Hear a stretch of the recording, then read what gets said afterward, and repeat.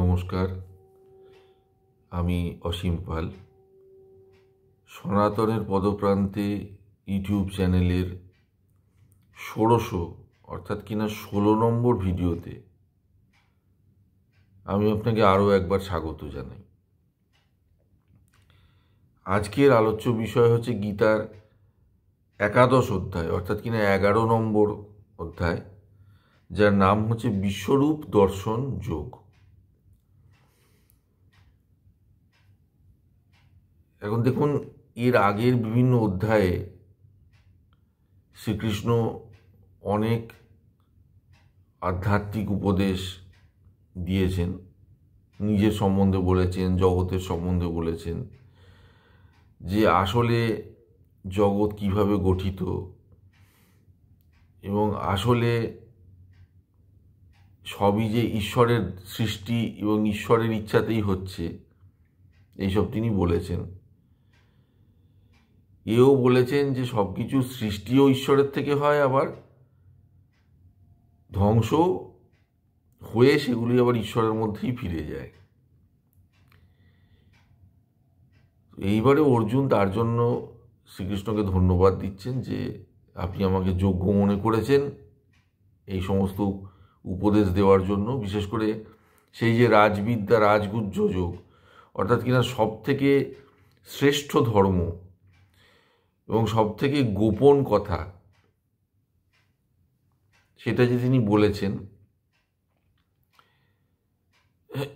তাকে সেই জন্য তিনি ধন্যবাদ দিচ্ছেন এবং দিয়ে বলছেন যে হে প্রভু, যদি তুমি আমাকে যোগ্য মনে করো, তাহলে এই যে তুমি বলছো যে তুমি সব হয়ে রয়েছো, বা এই সমস্ত বিশ্ব আসলে তোমারই একাংশ দ্বারা তুমি এই গোটা বিশ্ব ধারণ করে রয়েছো, তাহলে তোমার সেই বিশ্বরূপ আমি একবার দেখতে চাই।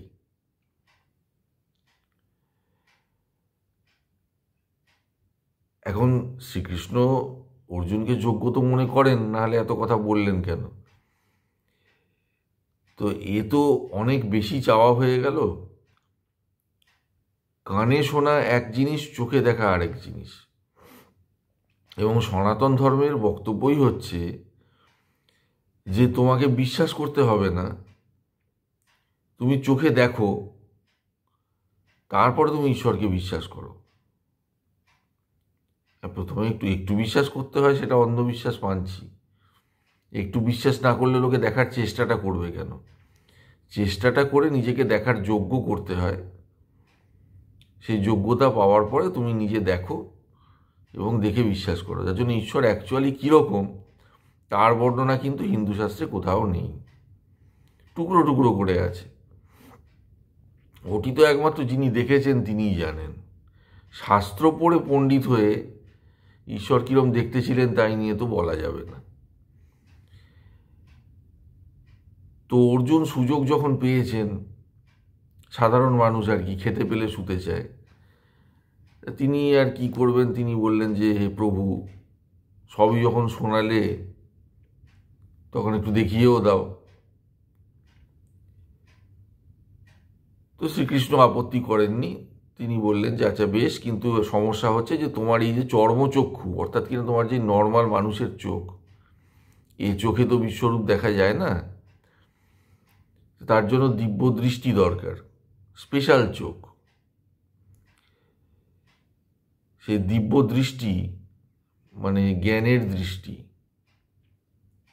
যে অজ্ঞানে যে ঢেকে রেখেছে জগতের আসল স্বরূপ,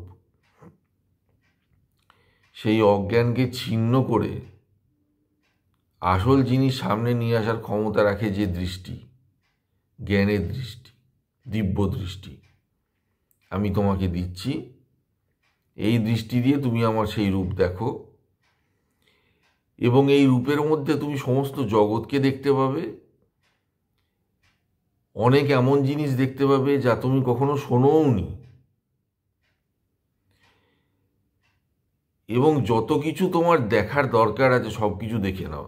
এই কথার অ্যাকচুয়ালি মানে হচ্ছে যে এই বিশ্বরূপের পর্যায়ে গিয়ে পৌঁছলে সময়ের আর কোনো মূল্য থাকে না। আমাদের কাছে সময় মানে কি? আমাদের কাছে সময় হচ্ছে টুকরো টুকরো। অতীত, ভবিষ্যৎ কোনোটাই নেই, আমাদের শুধু বর্তমান আছে। তার মানে কি হচ্ছে, ধরুন একটা সময় যদি সুতোর মতন পড়ে থাকে, তার ধরুন বাঁ দিকটা হচ্ছে অতীতের দিক আর ডান দিকটা হচ্ছে ভবিষ্যতের দিক। আপনার যেন চোখে ঠুলি লাগানো আছে, যেরকম ওই কলুর বলদের চোখে ঠুলি লাগানো থাকে, এরকম করে সে না বাঁ দিক দেখতে পায় না ডান দিক দেখতে পায়, শুধু সামনেটুকু একটু অংশ, ওই বর্তমানটুকু শুধু আপনি দেখতে পাচ্ছেন। আর সেই বর্তমানটাও সরে সরে যাচ্ছে, তার কারণ এখনই যেটা বর্তমান, এর পরের মুহূর্তেই তো সেটা অতীত হয়ে গেল, আর যেটা ছিল আগের মুহূর্তে ভবিষ্যৎ, সেটা হয়ে গেল এখনকার বর্তমান। তাহলে এই টুকরো টুকরো টুকরো টুকরো দেখতে দেখতে আপনি যাচ্ছেন। এবার বিশ্বরূপের লেভেলে গেলে তখন সময়ের আর কোনো মূল্য থাকে না, আপনি পুরো সময়টাকে একসাথে দেখতে পাবেন। মানে একটা মানুষ জন্মাচ্ছে থেকে একটা মানুষ মারা যাচ্ছে পর্যন্ত পুরোটাই আপনার চোখের সামনে রয়েছে, কিছু আগে পরে বলে কিছু নেই, সব একসাথে। তো দেখুন, আমরা সাধারণ মানুষ, আমাদের বোধ বুদ্ধিও সীমিত, এবং যেহেতু আমাদের বোধ বুদ্ধি সীমিত, আমাদের বিশ্বাস করবার শক্তিটাও সীমিত। যদিও লোকের ধারণা হচ্ছে সাধারণ মানুষ নাকি শুধু খুব বিশ্বাস করে, অ্যাকচুয়ালি খুব বিশ্বাস করা সাধারণ মানুষের পক্ষে সম্ভব নয়, সে একমাত্র পণ্ডিত ব্যক্তির পক্ষেই সম্ভব। তা আমাদের বিশ্বাসটাও সীমিত। যদি কেউ বলে, জানিস আমি কত বড় লোক, আমরা বলি হ্যাঁ হ্যাঁ হ্যাঁ খুব বড় লোক, কিন্তু মনে মনে ভাবি কত আর হবে, ওই 50 লাখ 1 কোটি, তার বেশি টাকা তো আর থাকতে পারে না কারোর কাছে। আমরা ধারণাও করতে পারি না যে মানুষের কাছে কত টাকা থাকতে পারে, যে কোটির থেকে কত বেশি। মানে আমাদের বিশ্বাসের শক্তিটা একটু কম, যে আমাদের সামনে দাঁড়িয়েও যদি ভগবান বলেন আমি ভগবান, তুমি কাজ করবার কে, তোমার মাধ্যমে আমি করছি, তুমি বলে কিছু নেই, আমি আছি শুধু সব কিছুর মধ্যে, তুমিও আমার মধ্যে থেকে হয়েছো, আবার আমার মধ্যেই মিলিয়ে যাবে। আমরা শুনি, আমরা বলি হ্যাঁ ঠিক ঠিক ঠিক, কিন্তু মনে মনে ভাবি যা তা আবার হয় নাকি কোনোদিন? এটা কত বড় জগৎ, গুণে শেষ করা যায় না, কত তারা আছে, কত গ্রহ আছে, কত রকম জীব সেখানে আছে। সব কিছু তুমি কি করে হতে পারো? হ্যাঁ বলতে পারো যে এটা ছায়াপথ, যে গ্যালাক্সি যার মধ্যে আমরা আছি সেটার কিছুটা অংশে তোমার প্রভাব আছে, বলতে পারো। সব কিছু কি করে হবে? কত বড় ব্যাপার। তো অর্জুনও তো যেহেতু সাধারণ মানুষের প্রতিনিধি হিসেবে এখানে আছেন, আচরণও সাধারণ মানুষের মতন, তিনিও ওই রকমই ভেবেছিলেন আর কি, যে আচ্ছা দেখি না, ভাগ্যিস দেখতে চেয়েছিলেন। বিষয়টা কি জানেন, যেমন কাঁচা আমি পাকা আমি হয়, তেমনি কাঁচা ভক্তি এবং পাকা ভক্তি বলেও দুটি ভক্তি হয়। কাঁচা ভক্তি হচ্ছে ঈশ্বরে ভক্তি, যখন আপনি বিশ্বাস করেছেন যে ঈশ্বর বিরাট বড় ব্যাপার। ওই বলে না সর্বশক্তিমান, সবার চেয়ে মহান, সবার চেয়ে জ্ঞানী। আপনি শুনলেন, যতটা আপনার বিশ্বাসের জোর তত দূর বিশ্বাস করলেন, কত আর জ্ঞানী হবে, আমার থেকে 10 গুণ, তার বেশি তো হতে পারে না। আর পাকা ভক্তি কখন হয়? যখন আপনি সত্যি সত্যি চোখে দেখবেন, তখন আপনার ধারণা হবে আরে সর্বনাশ, এ তো ভয়ঙ্কর কাণ্ড, আমি এতক্ষণ কি ভাবছিলাম আর কি বলছিলাম। এই সমুদ্র দেখার মতন ব্যাপার। যদি আপনাকে বলে অনেকটা জল, আপনি ভাববেন কতটা জল, আরে 50 বালতি 100 বালতি। আর না হয় আমাদের ওখানে যে বড় পুকুর আছে সেরকম 50-100টা পুকুর, তার থেকে বড় তো হতে পারে না। যখন সমুদ্র চোখে দেখবেন, তখন আপনি বুঝতে পারবেন যে আপনার কল্পনা শক্তিটাও কত কম ছিল। তো এখানে অর্জুনের ঠিক সেম অবস্থা হয়েছে। উনি দেখতে তো চেয়েছিলেন, এইবারে যখন দিব্য দৃষ্টি পেলেন এবং শ্রীকৃষ্ণ দিব্য রূপ ধারণ করলেন, সেই বিশ্বরূপ, তো অর্জুন দেখছেন এবং ভয়ে কাঁপছেন, মানে মানসিক প্রস্তুতি জিনিসটা ওনার সত্যিই কম, যুদ্ধের ক্ষেত্রেও কম, আধ্যাত্মিক ক্ষেত্রেও কম। উনি একেবারেই প্রস্তুত ছিলেন না এমন ভয়ঙ্কর কাণ্ড দেখবার জন্য। তা কি উনি দেখলেন সেটারই বর্ণনা এখানে ওটা অধ্যায় জুড়ে রয়েছে। আমি খুব বিস্তারিত যাব না, তার কারণ তাহলে ভিডিও সংক্ষিপ্ত থাকবে না। বলতে তো লোভ হয় সবই শ্লোক, কিন্তু সমস্যা হচ্ছে যে তাহলে ভিডিও সংক্ষিপ্ত থাকবে না। তা যেটা বেসিক্যালি দেখা গেল সেটা হচ্ছে যে যেটা এতদিন ধরে আমরা শুনে এসেছি, অর্জুন শুনে এসেছেন, যে ঈশ্বর ছাড়া আর কিছু নেই, ঈশ্বরের থেকে মহান শক্তিমান কেউ হবে কি করে, তার কারণ আর তো কেউ নেই, আর কিছু নেই, শুধু ঈশ্বরই আছেন, সেটাই তিনি দেখলেন। তাহলে এই জগৎটা আছে। যেমন ধরুন আমরা যখন কারোর সামনে দাঁড়াই, আমরা যখন ছবি তুলি, আমাদের ছবিতে কি ওঠে? আমি উঠি, কিন্তু আমি মানে কি? আমার মাথা আছে, আমার হাত আছে, আমার পা আছে, আমার পেট আছে, আমার বুক আছে, এই সব মিলিয়ে তো আমি।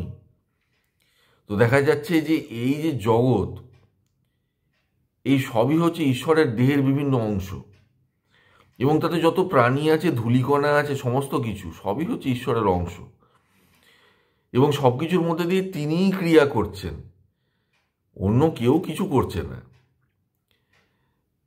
মানে কীরকম বলবো, ধরুন একটা জলের ওপরে চাদর ফেলা আছে, এবার জলের মধ্যে ঢেউ উঠছে, চাদরটাও কোনো কোনো জায়গাটা উঁচু হয়ে উঠছে। ধরুন একটা জায়গা উঁচু হয়ে উঠলো, সেটার নাম হলো অর্জুন। ঢেউ কতক্ষণ থাকে? এই থাকলো, এই মিলিয়ে গেল।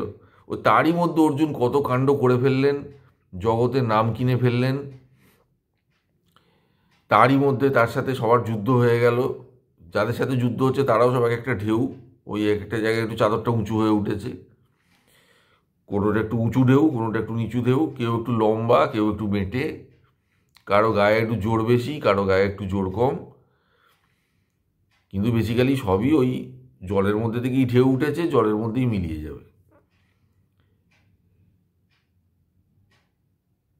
তো অর্জুন দেখছেন যে সমগ্র বিশ্ব ঈশ্বরের শরীরের অংশ, এবং সে শরীর, তার কোনো শেষও নেই, শুরুও নেই, মাঝখানও নেই, সাইডও নেই, কিছুই নেই, শুধু সেই আছে। সব দিকেই তার মুখ, সব দিকেই তার চোখ, সব দিকেই তার হাত, সব দিকেই তার হাতে অস্ত্র, এবং সমস্ত মুখের ভেতরেই আগুন জ্বলছে, এবং এই যে সমস্ত যোদ্ধারা সব তার সামনে দাঁড়িয়ে রয়েছেন জীবিত অবস্থায়, তিনি নিজেও জীবিত, যোদ্ধারাও জীবিত, সবাই জীবিত, কেউ তো যুদ্ধ শুরুই হয়নি। দেখছেন তারা যেন সেই জলপ্রপাতের মধ্যে পড়লে যেরকম মানুষ অবশ হয়ে ভেসে চলে যায়, সেরকম দুরন্ত বেগে ছুটে গিয়ে সেই সমস্ত জ্বলন্ত মুখের ভেতরে ঢুকে যাচ্ছে। মানে মৃত্যু মুখে পতিত হওয়া, যে কথা আমরা শুনে এসেছি, উনি চোখে দেখছেন মৃত্যু মুখে পতিত হওয়া কাকে বলে। এখন সমস্যাটা হচ্ছে এই মুখটা না সব দিকে, মানে কোনো একদিক থেকে একদিকে কেউ বয়ে যাচ্ছে না, সব দিকে সবাই বয়ে যাচ্ছে, আর সব দিকে ঢুকে সব দিকের মুখের ভেতরে ঢুকছে। সেই মুখে বড় বড় দাঁত, ঢোকবার সময় সেই দাঁতে ধাক্কা খেয়ে কারোর মাথা হয়তো ভেঙে টুকরো টুকরো হয়ে গেছে, এবং ওই দাঁতের মধ্যে থেকে সেই ভাঙার টুকরো ঝুলছে, মানে বিভৎস দৃশ্য আর কি। এবং ওই অত বড়, মানে মাটি থেকে আকাশ পর্যন্ত আর কিছুই নেই। তো এর মধ্যে একটি শ্লোক বিশেষভাবে উল্লেখযোগ্য, তার কারণ তার একটি ঐতিহাসিক পটভূমি আছে। সেটা হচ্ছে এই 11 অধ্যায়, মানে 11 নম্বর অধ্যায়ের দ্বাদশ, মানে 12 নম্বর শ্লোক। দিবি সূর্য সহস্রস্য ভবেদ যুগপদ্ধতিতা যদি ভা সদৃশী সাত ভাসত্বস্য মহান্তন। অর্থাৎ কি না, এই যে বিশ্বরূপ, আকাশে যদি একসাথে 1000 সূর্য ওঠে, তাহলে যে পরিমাণ তার আলো হবে, এই যে বিশ্বরূপের যে প্রভা, যে আলো, তার সাথে তুলনা করা যায়। একটা সূর্যের দিকে আমরা চোখ তুলে তাকাতে পারি না, আমাদের চোখ বন্ধ হয়ে যায়, এত আলো। 1000 সূর্য যদি একসাথে ওঠে তাহলে কত আলো হতে পারে সে আমরা কল্পনাও করতে পারি না। অর্জুন সেটা স্বচক্ষে দেখছেন। এই শ্লোকটি গুরুত্বপূর্ণ এই কারণে যে দ্বিতীয় বিশ্বযুদ্ধ শেষ করবার জন্য আমেরিকা যখন পরমাণু বোমা বানায়, অ্যাটম বোম, পৃথিবীর প্রথম পরমাণু বোমা, সেই অ্যাটম বোম বানানোর প্রজেক্টে কয়েকজন ইহুদি বিজ্ঞানী ছিলেন, যার মধ্যে একজন ছিলেন বিজ্ঞানী ওপেনহাইমার। তিনি জাতিতে হচ্ছেন জু, ইহুদি।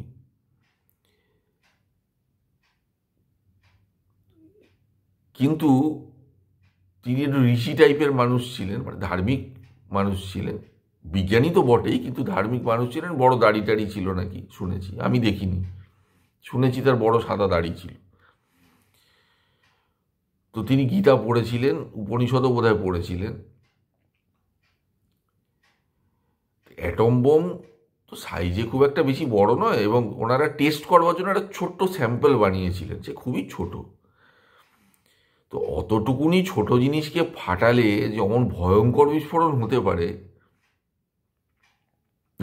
সে কল্পনা ওনারা কেউই করতে পারেন। ঠিক অর্জুনেরই মতন ওনারাও যখন অ্যাটম বোমটা ফাটে তখন হাঁ হয়ে গিয়েছিলেন। এবং সেই প্রচণ্ড আলো দেখে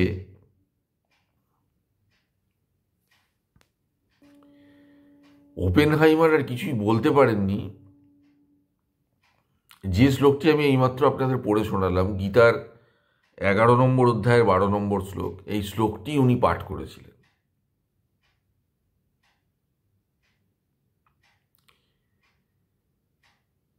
তো এই হচ্ছে এই শ্লোকটির ঐতিহাসিক গুরুত্ব, যে মানব সভ্যতার একটি অত্যন্ত গুরুত্বপূর্ণ ঘটনার, অত্যন্ত গুরুত্বপূর্ণ মুহূর্তে একজন ইহুদি বিজ্ঞানী এই শ্লোকটি পাঠ করেছিলেন। তো বিশ্বরূপের বর্ণনা যদি আমি নাও করি, এছাড়াও এই অধ্যায়ে আরেকটু অংশ আছে। সেটা হচ্ছে অর্জুন বলছেন যে, হে মহান রূপ, তুমি কে আমি জানি না, তুমি কে, তুমি আমাকে বলো। আর তুমি এমন ভয়ঙ্কর কেন? তুমি এখানে কি করছো? আমি তো তাও বুঝতে পারছি না। আমি তোমার শুরু শেষ কিছুই দেখতে পাচ্ছি না, এবং আমার ভয়ে হাত পা সব কাঁপছে। আমি আর সহ্য করতে পারছি না। প্রথমে তুমি আমাকে বলো তুমি কে, আর তারপরে দয়া করে তুমি তোমার এই রূপ সম্বরণ করো। আমার যথেষ্ট হয়েছে ভগবান দর্শন, আমি আর দেখতে চাই না। তখন তিনি বলছেন যে, আমি হচ্ছি সেই ভয়ঙ্কর লোক ক্ষয়কারী কাল। এখন কালকে আপনি কি বলবেন? কালকে সময়ও বলতে পারেন, আবার কালকে মৃত্যুর প্রতীক হিসাবেও তো বলা হয়। তা মৃত্যু তো সময়ের সাথে সাথেই আসে, কাজেই সময় আর মৃত্যু একই কথা বলা যায়। একসাথে আপনি বলতে পারেন কাল, সময়ও বোঝায় মৃত্যুও বোঝায়। আমি হচ্ছি কাল, আর যাদের তুমি দেখছো তাদের আমি অলরেডি মেরে রেখেছি। তোমাকে যে যুদ্ধ করতে বলছি, তুমি যদি যুদ্ধ নাও করো তাহলেও এনারা কেউ বাঁচবেন না। তার কারণ আমি এদের ঠিক করে ফেলেছি, আমি এদের মারবো। আমি হচ্ছে অফিসের বস, আমি ঠিক করে ফেলেছি আমি কার কার চাকরি খাবো। টার্মিনেশন লেটার লেখা হয়ে গেছে, সই হয়ে গেছে। এখন বাবা তুমি হচ্ছে পিয়ন, তোমার কাজ হচ্ছে লেটারগুলোকে টেবিলে টেবিলে পৌঁছে দিয়ে আসা। এখন তুমি যদি বলো না না, মানুষের চাকরি খাওয়া তো পাপ, তাদের একটা সংসার আছে, সংসার ভেসে যাবে, আমি তাদের হাতে এই চিঠি তুলে দিয়ে আমি এই পাপের ভাগী হতে রাজি নই, তাহলে বাবা আমি তোমায় বলবো তুমি নিজেকে বড্ড বড় ভাবছো। তুমি পাপ করবার কে? তোমার চাকরি দেওয়ারও ক্ষমতা নেই, চাকরি খাওয়ারও ক্ষমতা নেই। ওসব তো আমার কাজ, আমি মালিক। চাকরি আমার খাওয়া হয়ে গেছে, চাকরি তাদের নেই, শুধু ওই খবরটা পৌঁছে দেওয়া হচ্ছে তোমার কাজ। এর মধ্যে আবার কিসের পাপ কিসের পুণ্য? তুমি কে? তুমি তো আমার দূত, মেসেঞ্জার। তুমি হচ্ছে পিয়ন, তুমি শুধু গিয়ে বলবে বাবু এই চিঠিটা পাঠিয়েছে। তো এখানেও সেই রকমই ব্যাপার। আমি ঠিক করে ফেলেছি আমি এদের মারবো, এবং আমি এদের মেরে রেখেছি। তোমার কাজ হচ্ছে শুধু মরাকে মারা। মারলে তোমার জগতে নাম হবে, সবাই বলবে অর্জুন বিরাট বীর। তার কারণ সায়েন্টিফিক্যালি স্পিকিং তুমি তো মেরেছ। তোমার হাতে তীরধনুক ছিল, তোমার হাত থেকে তীর বেরিয়েছে, সেই তীরে তিনি মারা গেছেন। এখন তুমিও যে আমার ঢেউ আর তিনিও যে আমার ঢেউ, দুটো যে আমাতেই মিলিয়ে যায়, আর আমারই ইচ্ছেতে তুমি তীর চালাও আর আমার ইচ্ছেতে সে মরে, সে আর কে দেখতে পাচ্ছে? দিব্য দৃষ্টি তো তাদের কাছে নেই। কাজেই তারা তোমাকেই হিরো মানবে, তোমারই নামটা হবে। কাজেই তুমি নিশ্চিন্ত হয়ে যুদ্ধ করো, মনের মধ্যে কোনো সন্দেহ কোনো ভয় রেখো না, তুমি জিতবেই জিতবে। এই হচ্ছে একাদশ অধ্যায়, বিশ্বরূপ দর্শন যোগ। আজকের ভিডিও এই পর্যন্তই। আপনাকে অনেক ধন্যবাদ। আপনি ভালো থাকুন, সুখে শান্তিতে থাকুন, ঈশ্বরের কাছে এই প্রার্থনাই করি। নমস্কার।